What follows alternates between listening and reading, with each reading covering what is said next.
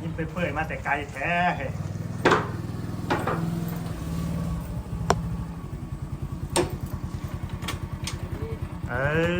เธอ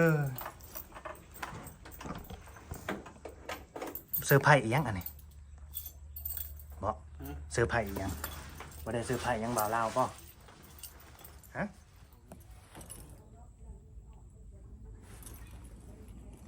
สบายดีสวัสดีพ่อแม่พี่น้องFC ที่หักแพงเบิร์ดสุขุสุคนเบิร์ดสุมองสุบอเดอร์ยินดีต้อนรับเข้าสู่ช่อง YouTube บ่าวลาวพาเพลินคือเก่าคือเดิมพี่น้องเนาะเพิ่มเติมก็เข้ามาหาทางน้องโอเพิ่นเดิมพี่น้องเดิมมือกันดีเนาะเป็นบรรยากาศยามแรงๆเด้อ ก็มากับว่าน้องเพิ่นไปซื้อถ่านนะซั่นเมื่อกี้นี่ถามทางงานน้องแต่กับน้องบอยเนาะว่าไปซื้อถ่านสงสัยถ่านดังหั่นแหละน้องคือสิบ่แม่นถ่านอย่างอื่นดอกแล้วก็ตอนนั้นสิเข้ามาเฮาก็โทรนัดแล้วโทษนั้นแล้วว่าไปหาเห็ดมาสั่นไปหาเห็ดนะเก็บเห็ดอยู่บัดมาฮอดเฮือนโทรหาบัดโทรศัพท์ชาร์จแบตอยู่หั่นเนาะโทรศัพท์ชาร์จแบตอยู่ก็บ่เป็นหยังพี่น้องเอ้ยเนาะท่าน้องเพิ่นก็สิรอท่าน้องเพิ่นคือสิบ่โดนดอกยุงคือสิมีการเปลี่ยนแปลงอยู่เนาะคิดว่ามีการเปลี่ยนแปลง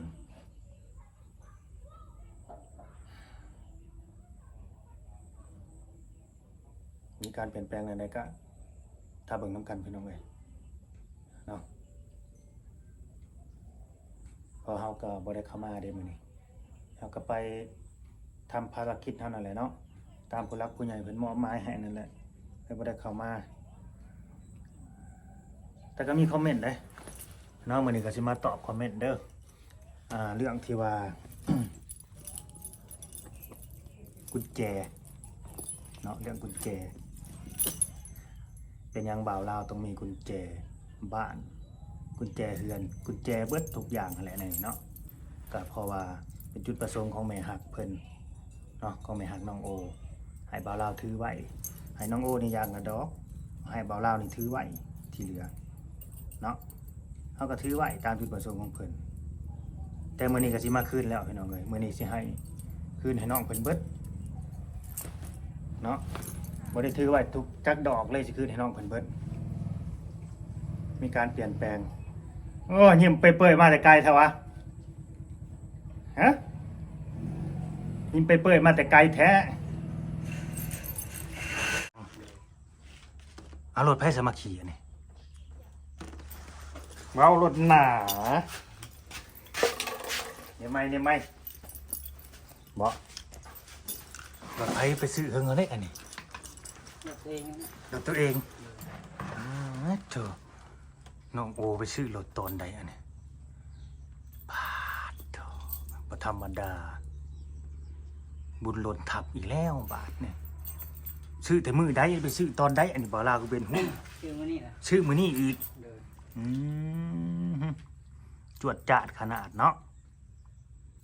ซื้อไปซื้ออยู่ไสนี่อยู่ที่น้อง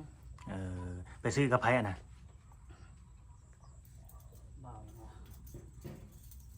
บ่าวแอนบ่บ่าวตาบ่าวตาพาไปซื้อบ่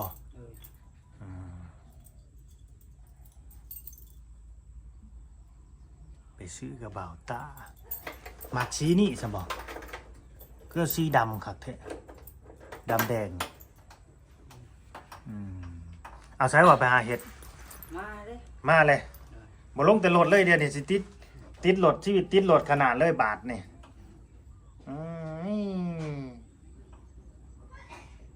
ไอยังอันน่ะสื่อได้อันนี้โบแมนนั้นโบแมนไม่ได้ไอยังวะเป็นของมาเลยได้ไอจับพิชังคือยางอ่อนแท้ว่าอยู่มีการเปลี่ยนแปลงยังวะเบิ่งก่อนส้มมันก่อนแม่เห็นหมากันดิ ใส่ขี่ได้จักกันกิโลแล้วก็ได้20โลมันได้ไปใส่ตัวนี่ เนี่ย ขี่ออกขี่เข้านี่อาศัยว่าไปซื้อถ่าน อันนี้ เนี่ย อ่าทานน้องบอยว่าน้องโอไปซื้อถ่านนก3โตวก็ยังบ่ได้กินอยู่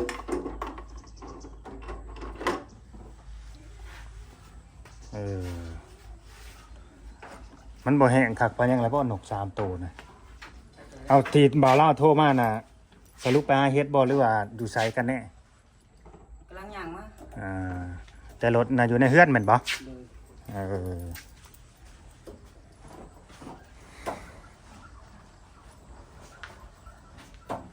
ว่าอายุว่ามีการเปลี่ยนแปลงเพอมาเห็นหมวกเด้เห็นหมวก2 ใบแล้วก็คิดว่าเห็นหมวกมันมาเห็นแหวนรถอีกเห็นแหวนรถมาเห็นนั่นขันอีกขันหาอีกอยู่นี่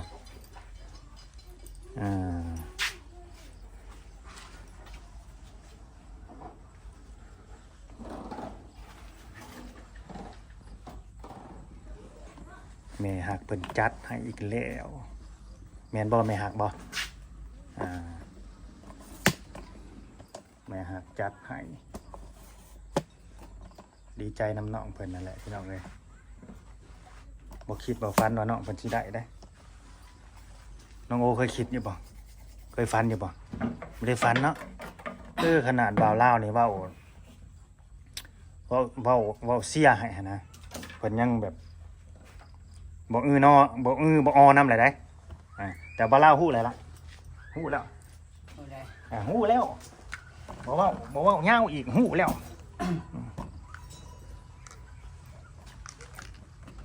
ก็บ่เป็นหยังก็ดีใจนำน้องนั่นแหละน้องก็สิได้มีรถขี่บาทนี่ ดูรถไปดูได้เลย ว่าบ่ว่าจะรถบ่าวนั่นแล้วรถบ่าวลาวเข้ามาก็ยังยืมแม่นแล้วว่ะ แม่น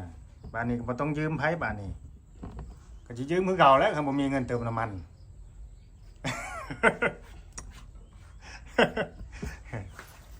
นั่นหาพระหลาดเข้ามาอีกแล้วอันนี้แหละเขาเรียกว่าบ่แม่นพระหลาดดอกเขาเรียกว่า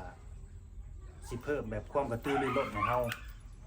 เนาะเพิ่มความกระตือรือร้นและแบบเฮาก็ มีภาระเข้ามาเพิ่มเฮาก็สิได้กระตือรือร้นบัดนี้สิได้ขยันขึ้นแล้วบัดเฮ็ดแนวใดซื้อโซตี้รถนี่ใครอยู่สิซื้อสดบ่ได้ผ่อนน้อยซื้อสดมีแต่หาเงินเติมน้ำมันอย่างเดียวแม่นบ่เอามาแต่จักโมงนี่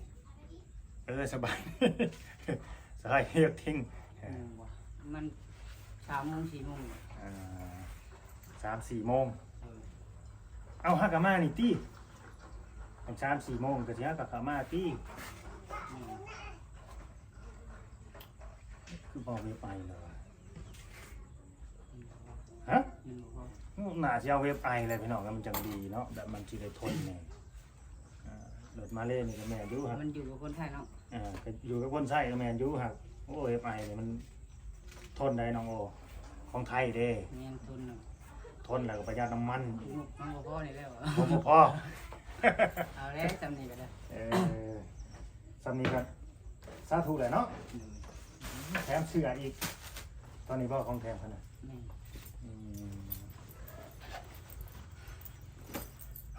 ดีใจนำน้องเพิ่นได้เบิดเลยบาทนี่ครบเลยได้พี่น้องเอ้ยอย่าว่าครบเลยได้เนาะ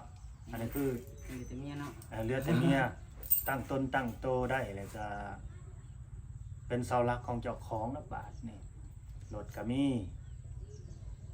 รถนี่ถ้าเอาไปใส่ในทางที่ดีก็ดีได้ใส่ในทางที่เกิดประโยชน์ก็เกิดประโยชน์ถ้าไปใส่ในทางที่ผิดก็ห่วยผิดคือกันได้พี่น้องเลยนะให้มันพาหาเงินก็หาเงินพาเสียเงินก็เสียเงินเด้อน้องโบก็สิเว้าซ้ำนั่นแหละพี่น้องเลยบ่เว้าหลายดอกเนาะบ่เว้าหลายเว้าน้อยๆเข้าใจหลายๆเอา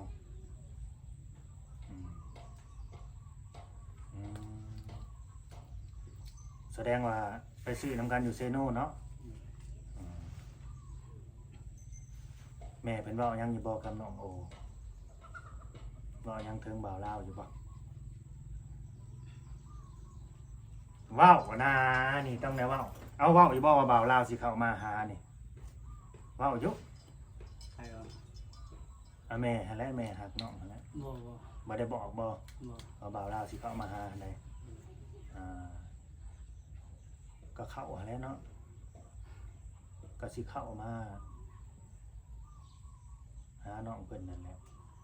แล้วก็สิบ่ได้เข้ามาอีกเด้อบาดนี้ต่อไปนี่สิบ่ได้เข้ามาเด้อบาดเนี่ยถึงเข้ามาก็สิแบบหึงๆเข้ามานะพี่น้องบ่ได้เข้ามาดูเนาะเดือนหนึงเทื่อหนึงหรือว่า2เดือนเทื่อหนึงแบบนี้นะมีแต่มีหยังก็สิทักหากันทางเฟซนั่นแหละ หรือว่าสิโทรหาถ้ามีเวียกก็สิโทรหานะถ้าว่าอยากหาน้องเพิ่นไปซอยเวียกซอยหยังนะก็สิโทรหากันเอาว่างแหมกันเอาบ่ว่างแล้วก็แล้วแต่เนาะอยากให้เขามาอยู่บ่อยากให้เขามาดูคือเก่าอยู่บ่ บ่ได้แล้วบ่ได้เข้ามาดูคือเก่าได้บาดนี้เพราะว่า FC หลายคนเพิ่นก็ว่าคล้ายๆแบบว่าบ่ให้น้องเป็นส่วนโตวอหยังประมาณนี้นะอีหยังซอยไปแล้วยังมาแบบยังมาจู้จี้จุกจิกยังมาใส่กฎบังคับโน่นนี่นั่นอีหยังสารพัดละเพบ่เฮ็ดคือเก่าบ่เป็นคือเก่าแล้วเนาะเพราะว่ากุญแจจะมาคืนบ่เลยเด้บ่เราสิบ่ได้ถือเลยเด้สิมาให้น้องเบิดกุญแจเด้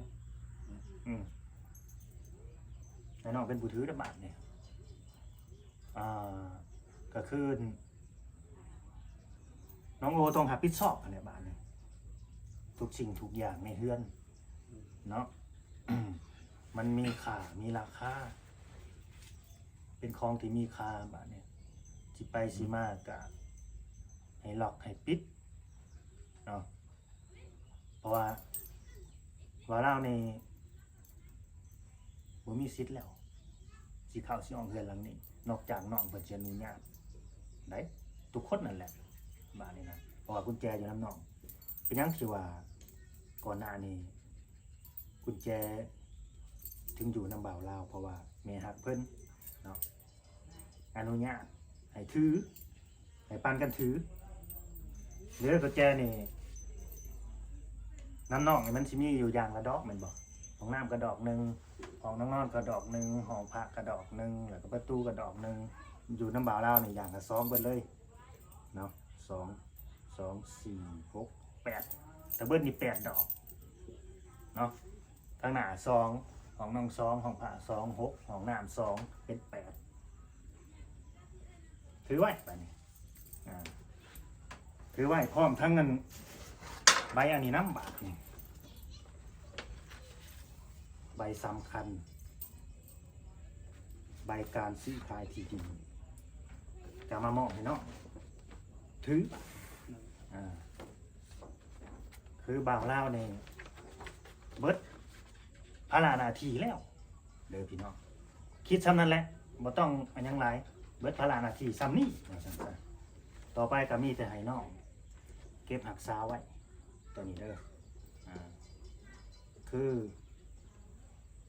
ถ้ามีปัญหายังขึ้นก็บอกเกี่ยวกับบ่าวลาวแล้วบาทนี่บอกเกี่ยวกับบ่าวลาวแล้วกรณีนี้นะน้องต้องเก็บรักษาไว้ตัวนี้อันนี้คือใบยังยืนการซื้อขายอะไรพี่น้องเลย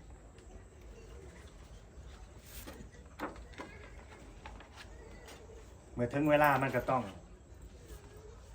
แนวใดถึงเวลามันก็ต้องจากกันเนาะมีพบก็ต้องมีจากก็ไม่ได้จากไว้ใช่ดอกก็ยังอยู่นำกันนี่แหละแต่อยู่บ้านเดียวกันนี่แหละเพียงแต่ว่าต่างคนต่างแยกย้ายก็ไปทำหน้าที่ของเจ้าของก็เรียกว่าไปดูแลเจ้าของนั่นแหละเนาะดูแลเจ้าของต่างคนต่างมีภาระหน้าที่เนาะคือน้องนี่ก็มีภาระหน้าที่ของน้องเหมือนกันเนาะภาระหน้าที่แนวใด มันก็สิบ่ร้ายสำบ่ลาวดอกเพราะว่าคนโสดพี่น้องเอ้ยก็คือต้องดูแลเจ้าของไปให้มันรอดนั่นแหละเนาะดูแลเจ้าของให้มันรอด แนวใดมันดีเราก็เฮ็ดแนวใดบ่ดีก็บ่ไปเฮ็ดบ่ไปยุ่งเกี่ยวกับมันและพยายามรักษาสิ่งของเฮาไว้ให้ดีที่สุด สิ่งใดก็ตามแต่ เฮาได้มาแล้ว อย่าให้มันหลุด อย่าให้มันหลุดมือเฮาไปแค่นั้นแหละ เด้อพยายามตัวนั้นเพราะมันมีคนคอยสิเขาเรียกว่า เหยียบมัน คอยสิเหยียบเฮาคอยสิซ้ำเติมเฮาคอยสมน้ำหนักเฮามันมีหลาย มันมีหลาย คิดไว้แค่นั้นแหละเนาะและก็อย่าเฮ็ดให้เพิ่นเสียใจเนาะแค่นั้นแหละอย่าเฮ็ดให้ผู้รักผู้ใหญ่เพิ่นเสียใจ สมกับที่เพิ่นฮักแล้วก็เมตตาเฮาเนาะก็ช่วงเวลามันก็บ่ได้นานเท่าใดดอกพี่น้องว่ามันผ่านไปแป๊บๆเดียวนึงนะจักเดือนกูนี่ฮอดบ่2เดือน3เดือนฮอดอยู่บ่ มอดได้2 เดือน เนาะ มัน ที่บ่าวลาวเข้ามาเนี่ยเนาะ ไว้เนาะภายในเดือนปลายเหลือ2เดือนเท่านั้นแบบมันวูบขึ้นเลยนะพี่น้องแบบมันเกิดขึ้นนะมันโพดวูบขึ้นมันบานขึ้นเลยแบบนี้เพราะมันบานแล้วถึงเวลามันบานเต็มโตแล้วก็ไปได้บ้านนี่บ่าวลาวน้อยหลายคู่หลายคนก็มีความคิดความเห็นคอมเมนต์ว่าเป็นยังไงคือมีกุญแจไว้บางคนก็คิดไปว่าบ่าวลาวนี่อยากฮุบบ่อยากฮุบที่ฮุบเพื่อนนอกบ่จังซั่นบ่ได้อยู่ในความคิดเด้อพี่น้องบ่ได้อยู่ในความคิดบ่ได้อยากคิดอยากได้เนาะน้องได้ก็ดีใจนำเนาะก็ดีใจนำน้องแต่หลายคู่หลายคนก็สิคิดว่าเป็นยังเฮาคือมีกุญแจไว้นี่เดี๋ยวเป็นความคิดเฮาเองบ่เป็นความคิดของแม่ฮักน้องโอเนาะยังไงบ่าวลาวนี่ถือไว้น่ะเพื่อว่าเวลาน้องลงน้องลืมเนาะจังได๋มันเสียมันหันมันหนีหั่นน่ะพอได้มีสำรองไว้เนาะพอได้มีสำรองไว้ไม่ได้คิดเลยนี่แต่คิดว่าอยากให้น้องนี่เป็นหักษาของแล้วก็แพงสิ่งของและก็หักษามันไว้ให้ดีที่สุดหักษาไปตลอดชีวิตให้ได้ประมาณนั้น หักษามันไปตลอดชีวิตให้ได้เนาะอันนี้ยังก็ติดต่อหาได้คือเก่าเด้อติดต่อหาได้คือเก่าแล้วบ่ลืมกันนะเนาะถ้าบ่ลืมกันเนาะถ้าจะว่าลืมแล้วก็ลืมเท่านั้นแหละบ่ได้ว่ายังได้ไปลืมก็ลืมอันนี้ก็ได้บ่ให้คิดหยังหลายก็ยังหักยังแพงกันคือเก่าหั่นแหละมีหยังก็คอยบอกคอยสอนกันคือเก่าในสิ่งที่ดีๆหั่นแหละบ่ได้ไปโลกะดำหน้าทางใดบ่มันบ่ได้ไปเนาะถือว่าแต่นั่นเอาให้บัดคือยังถือในมืออยู่บ่าวลาวคือเหตุแบบมันยังเสียดายอยู่แถวปัจจุบันเด้จังนั้นมันสิมีคอมเมนต์นั่นน่ะบ่ให้ถือไว้เก็บไว้ดีๆโตที่ว่าใบเปลี่ยนสื่อนะใส่ซองอันนี้ไว้บ่หรือว่าซองนะใส่สมาโนให้พอจอยไปแล้วอันนี้ก็ไปไว้ดีๆไปไว้ดีๆหรอกโอ้เข้าให้หมวก2 ใบเนาะน้องแต่ได้ครับนั่นให้น้องครับน้ำในที่ ทั้งกันนะ ที่ครับน้ำกันใส่น้ำกันอะไรเนาะต้องอยู่น้ำกัน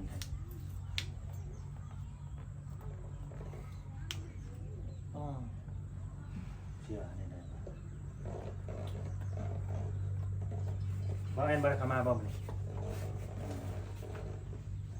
ดีใจบ่ว่าเราเอากระแจกับเอาหนังสือนี่มาให้ใบหรือว่ายังงงๆอยู่บ่คิดเนาะบ่คิดนะมันก็สิยังงงๆอะไรเกิดอีหยังขึ้นในน้องโอสิว่าน้องโอก็สิงงคือกันบ่ต้องงงดอกก็คือของสิ่งใดสมควรสิเป็นของน้องก็เป็นของน้องยกให้น้องไปดูแลเองมาเนี่ยมันเบิดภาระหน้าที่มาลาวแล้วก็คือเอาหั่นแหละ ก็สิเข้ามาหาอยู่แต่บ่ได้เข้ามาดูคือเก่าหั่นแหละบ่ได้เข้ามาดูคือเก่านี่อย่าว่าเข้ามาดูได้วันเว้นวัน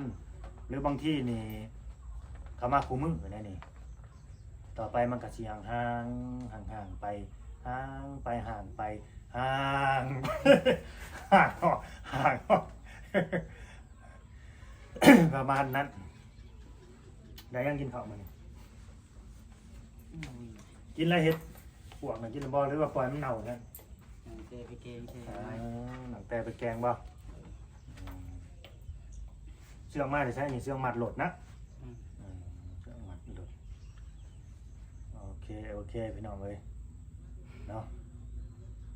ก็สิจังนาทีแหละบุญสิยาวอยู่บ่คลิปนี่ก็ดี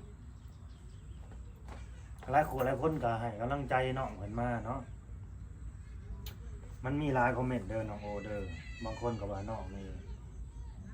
สิกลับไปเดินทางเก่าบ่สิกลับไปเป็นแบบเก่าบ่จังซั่นจังซี่นี่ใดบางคนเพิ่นก็คิดได้เพิ่นก็ยังคิดอยากเฮากลับไปเดินทางสายเก่าเลยหัวจบเพลโลได้จบโลดเราไปเดินทางสายเก่านี่จักสิเป็นในใดโลดสตากรรมตกอับตกระกรรมลำบากตอนนี้มีหยังกะเฮ็ดโลดเด้อมีหยังกะเฮ็ดเพิ่นสั่งให้เฮ็ดหยังกะเฮ็ดใส่เฮ็ดหยังกะเฮ็ดตามจุดประสงค์ของเพิ่นนั่นแหละให้เชื่อฟังเพิ่นว่าให้ไปดำหน้าก็ไปเพิ่นให้ไปหาเงินก็ไปเพิ่นบ่ให้ไปก็บ่ไปเพราะว่าเพิ่นก็ฝากเงินมาให้ใช้นะพี่น้องแบบนี้นะถึงเฮาบ่ไปเพิ่นก็ให้เงินใช้นั่นนี่ถ้าสิไปอันเมื่อยเฮ็ดหยังล่ะมันก็อยู่ที่เพื่อนเจ้าของนี่เฮ็ดหยังก็กอกแจกเพิ่นหาก็นอนเฮ็ดหยังเสียบ่มีแนวเฮ็ดว่างเวียกแล้วก็นอนพักผ่อนเฮ็ดหยังซะคันว่ามันบ่มีแนวเฮ็ดนะนอกจากว่าบ่มีเงินไปทำงานเด้อไปรับจ้างเด้อก็ไปรถก็มีแหละหรือก็บอกเพิ่นมื้อนี้สิไปดำนาเด้อไปโลกาเด้อก็ไปเห็นสบายแล้วป่านนี้รถเฮาก็มีบ่ย่านเสียอีกรถรุ่นนี้พี่น้องเอ้ยบ่มีเสียหัวก็ล็อกไว้ล็อกมันก็บ่อยู่แล้วว่าพื้นคนสิเอาน่ะซั่นนี่เขาบอกเข้าได้ทางประตูดีเขาอันนี้เขาไม้ เขาไม้ตะข่ายแล้วได้พวกนี้หากบ่ย่านเสียรถรุ่นนี้บ่ย่านดอกคันเวฟไอนะย่านแต่พวกกีฬาบ่เคยเข้ามาแถวนี้นะคือว่าแล้วบ่มีไผมีรถแถวนี้เนาะมีคนมีรถเด้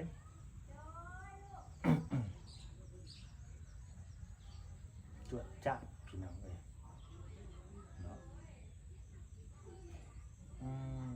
คนเฮานี่ต้องย่อไปพี่น้องต้องย่อเอาชมเอาย่อเอาและสิได้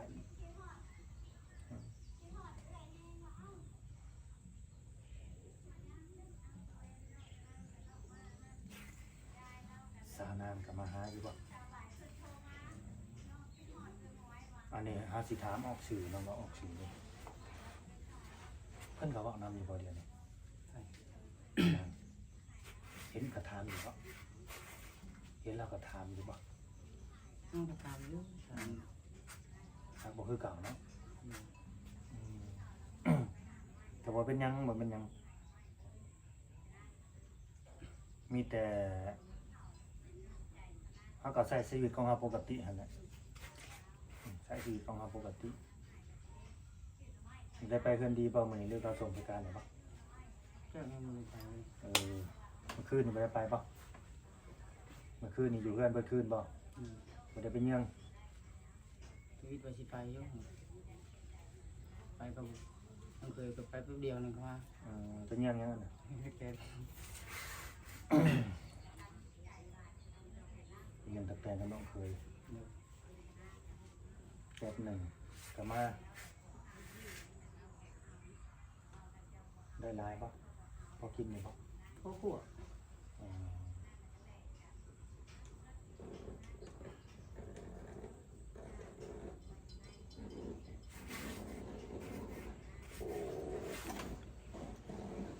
บ่ต้องคิดหยังหลายเด้อบ่ต้องคิดหยังหลายบ่มีหยังดอกหมานี่มันรู้จักความคือหยังนี่มันยังมื้อแรกแล้วมันมาโลด เฮ็ดเปิดประตูมันเข้ามาโลดกินเบิดแล้วบ่ซีนหมู เบิดเลย มื้อนี้บ่ได้ซื้อซีนมากินเพิ่มติบ่มีบ่งบซื้อรถเบิดแล้ว อืม ว่าดอกเดี๋ยวซื้อมาสลองเลยติบ่ได้สลองหยังเลยบ่ซื้อรถใหม่ก็ได้ นี่จะหมัดแขนมัน อืม มีมัน มัดแขนสิซื้อหังบ่ได้ใส่เงิน ใช้ ใส่จักแสนน่ะนะใส่เงินเป็นล้านบ่ได้แก่เงินแก่คำเขาเรียนเด้อครับเราสักก็ใส่20,000 20,000ใส่20,000กี่กาเด้อพี่น้องเด้อ FC เด้อ FC น้องโอเด้อสิว่าแนวนี้ซะถ้าผู้ใดเข้ามาเบิ่งมาชมอยู่เด้อถ้าว่าอยากติดตามน้องโอเนาะอยากเห็นน้องโอบ่เห็นน้องโอโดนเด้อจังซั่นจังซี่บ่าวลาวเขาไปหาน้องแม่บางทีบ่าวลาวนี่ภารกิจหลายหั้นนะพี่น้องเอ้ยเนาะไปหลายบอนหั้นนะก็สามารถเข้าไปติดตามทางช่องบ่าวแอนก็ได้เนาะบางทีบ่าวแอนเขามาหาบ่าวมาถ่ายบ่าวเซ่นี่ก็น่าสิไปหาน้องโอเนาะหรือว่าสิติดตามคนที่พาน้องโอไปซื้อรถนะก็ได้คือกันเด้อนะก็ดีคุณอาอาจจะมาทำหน้าที่ต่อจากบ่าวลาวกามีพี่น้องเลยเนาะต่อไปนะประมาณนั้นก็สิเข้ามาติดตามทางนั้นก็ได้ถ้าอยากเห็นชีวิตการเป็นอยู่ของน้องโอต่อไปนะอันนี้ว่าตรงๆบ่ได้เนาะจาน FC สิว่าจะไปติดตามน้องโอจากที่ไหนอย่างสั้นอย่างซี่นะเข้าไปติดตามเบิ่งคนที่พาน้องโอไปซื้อรถจักรมือนี้ช่อง YouTube ช่องนั้นหรือว่าช่องบ่าวแอนก็ได้แอนสตูดิโอแล้วส่วนว่าบ่าวลาวนี่ก็แล้วแต่ผู้แล้วความกันเยอะบ่าวลาวผู้แล้วยามผู้แล้วคิดจะเข้ามาผู้แล้วจังสิได้เข้ามาพี่น้องหรือว่ามีแนวมาฝากมาต้อนน้องผู้แล้วจังสิเข้ามาได้เป็นแนวไหนได้อยู่บ้านเดียวกันก็จริงอยู่แต่ว่ามันก็อยู่ห่างกัน3 กิโลบ่ได้พี่น้องเอ้ยคนละหน่วยเด้อันนั้นอยู่บ้านน้อยเนาะน้องเพิ่นมาอยู่บ้านใหญ่เนี่ยนี่นะก็เลยบ่ค่อยได้เข้ามาดอกคันบ่มีเวียกเด้เนาะเพราะฉะนั้นเบิดหน้าที่ของบ่าวลาวแล้วเบิดภาระเบิดหน้าที่แล้วต่างคนต่างแยกย้ายไปเติบโตบาดนี่เนาะก็มีแต่ดูแลเจ้าของนั่นแหละให้ดีที่สุดดูแลเจ้าของได้อยู่ที่ใหญ่ปานนี่เลยสิดูแลบ่ได้ติฮะ ได้ แต่สิไปหาดูแลแต่คนอื่นดูแลเจ้าของให้รอดกันเด้อจะคิดดูแลคนอื่นเห็นบ่ที่แปลงมาทาใหม่บ่อันนี้